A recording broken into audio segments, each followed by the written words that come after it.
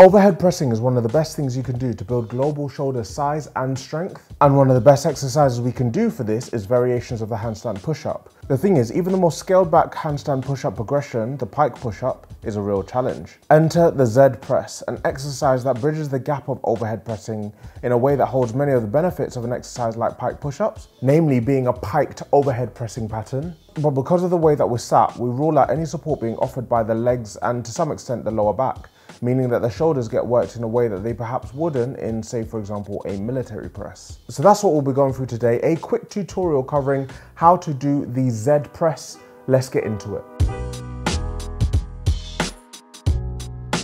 How you doing, Cali Crowd? Welcome back to the channel that makes calisthenics simple. The muscles worked in the Z press are primarily the delts and triceps, with the pec minor and traps supporting with stabilization throughout the range of motion. And the setup for the Z press is very simple. We need to sit in an L shape, legs straight and back neutral. If you struggle with this, you can sit on something that elevates us to relieve the hamstrings a little. Set up a barbell so that it sits with a platform under each side with a gap in the middle of it.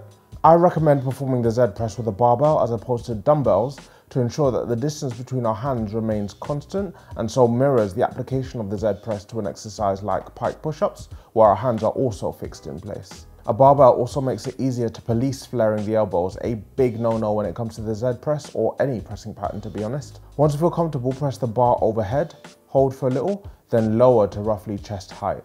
The goal here is to get the hands, elbows, shoulders and hips all in a line at the top of the movement, which is far more difficult than it sounds, and we can film ourselves to make sure that we have achieved this. And crowd, that's it. It really is that simple. You may find that doing this exercise properly is extremely challenging even with relatively little weight, and the benefits are actually astronomical. But if you want to see how I combine weight training with calisthenics for great results, then check out this video right here.